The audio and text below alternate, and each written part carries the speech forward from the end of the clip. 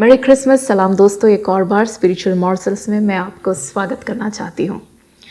बड़ी खुशी की बात है कि आज बड़े दिन के अवसर पर आपके पास इस चैनल के ज़रिए मैं आ पाई।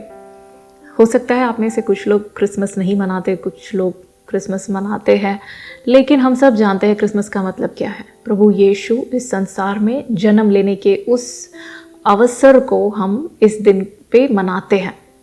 सवाल ये है कि परमेश्वर का इकलौता पुत्र, परमेश्वर का जो बेटा प्रभु यीशु मसीह, इस पूरे ब्रह्मांड को बनाने वाला प्रभु यीशु मसीह क्यों इस संसार पर एक मानव रूप में उतर आया, उसकी ज़रूरत क्या थी। देखिए, ये एक बहुत बड़ी राज है। इसे यदि हमें समझना है तो हमें मानवता की शुरुआत तक जाना ज़रूरी है।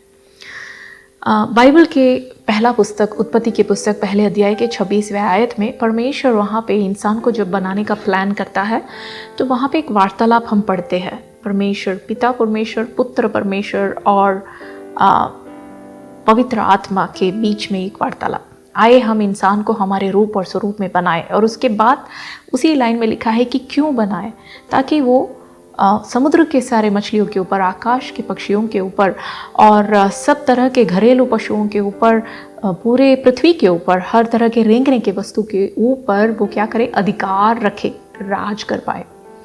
राज करने के लिए अधिकार, एक परमेश्वर हमें अधिकार देने के लिए प्रभु ने इंसान को बनाया था। तो क्या इंसान के पास वो अधिकार था? जी बिल्कुल, इंसान के पास वो अधिकार था, लेकिन लंबे समय तक नहीं था। जल्दी से क्या होता है, वहाँ पे शैतान जो है, शैतान का नज़र इस अधिकार के ऊपर गिरता है। वो इस अधिकार को चाहता है, तो शैतान ने आकर कपटता के साथ इस अधिकार को छीन लिया। क्यों कपटता के साथ? दूसरे कुरिन्थियों के पुस्तक 11वें अध्याय के 3 आयत में हम पढ़ता है कि हवा को जो सर्प है, शैतान जो है, छल के ज़रिए, छल के साथ शैतान हवा को बहकाया, ऐसे करके हम पढ़ते हैं। वो उसको कपटता या छल क्यों हम कहते हैं? देखिए, आपने ध्यान दिया होगा, शुरुआत में मैंने कहा कि इस इंसान के, मनुष्य के शरीर में रहने वाले को परमेश्वर ने अधिकार दिया था।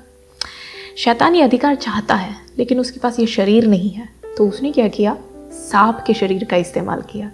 अब वो सही रास्ता तो नहीं है, कानूनी तौर पर गलत है, लेकिन हमारा परमेश्वर कानूनी तौर पर सब कुछ सही ही करता है, लेकिन शैतान ऐसे नहीं करता। उसको कपटता से कैसे भी हो, उसको यह अधिकार चाहिए। तो उसने आके छल के साथ इस अधिकार को हमसे छीन लिया और बदले में हमें क्या मिला?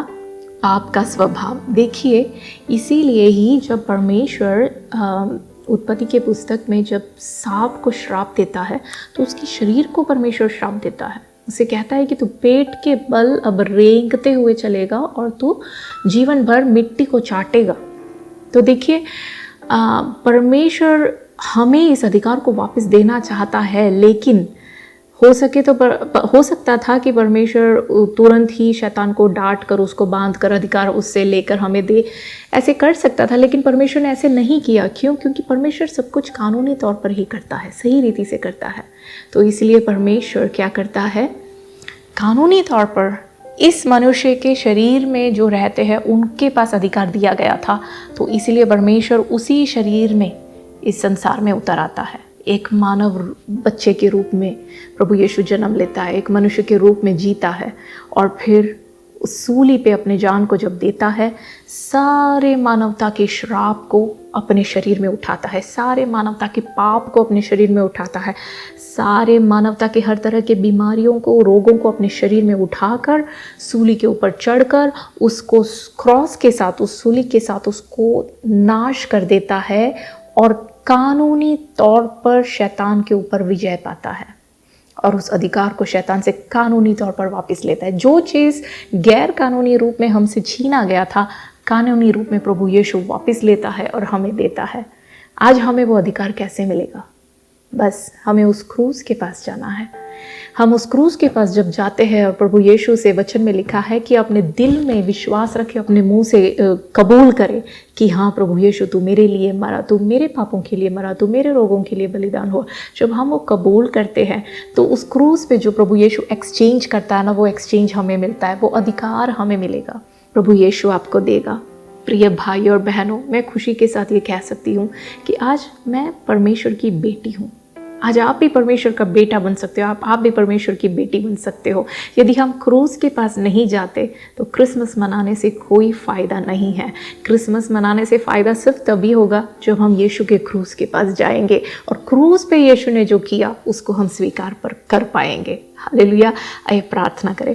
परमेश्वर पिता, मैं इस वक्त मेरे आवाज़ को सुनने वाले हर एक भाई बहन को तेरे हाथों में समर्पण करती हूँ।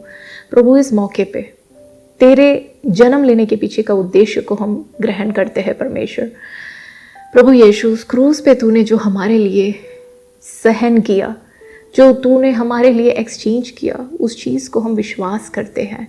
और इस भाई और बहनों के लिए प्रार्थना करती हूँ प्रभु कि वो अपने दिल में ग्रहण कर पाए, सच्चाई को समझ पाए, उनके रोगों से छुटकारा पाए और उनके हर बीमारी से छुटकारा पाए।